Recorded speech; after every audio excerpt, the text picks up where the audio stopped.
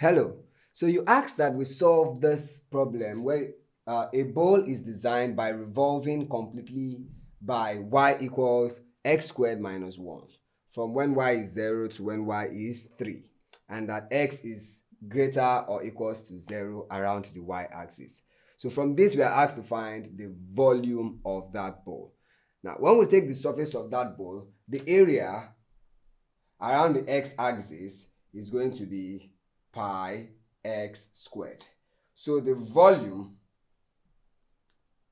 would be the integral of the area with respect to y, since we are working with the y-axis. That is from 0 to 3 of pi x squared dy.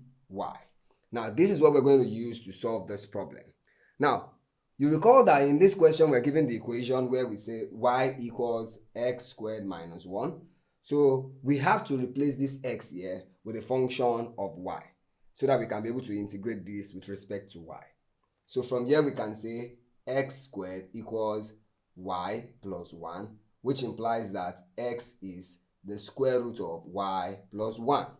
So from there now, that will change this to become integral from 0 to 3 of pi. So in place of x here, we'll then have square root of y plus 1 in bracket squared dy.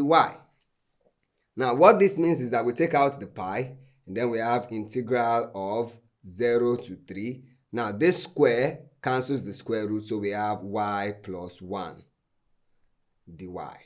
And when you integrate this, what will happen is you're going to be having pi, and then this will then become y. The pi here is 1, so 1 plus 1 will give you 2. So y squared over the same 2 plus this will be y. What we have here is basically y raised to power 0. So when you add 1 to that, it becomes y. Divide by 1, it is still y. And remember to keep the limit from 0 to 3. Now, one thing that happens when you apply the 0 limit is that part will tend to 0. And we're supposed to do this when it is 3 minus when it is 0. So basically, what we're having is that our volume is then when y is 3. So that will be 3 squared over 2 plus 3 minus when it is 0. So 0 squared over 2 plus 3. And all of this will be 0 rather. All of this tends to 0. So basically, we're only going to solve for this part. So remember, the pi is still outside here. So v is definitely pi. This is 9 over 2 plus 3.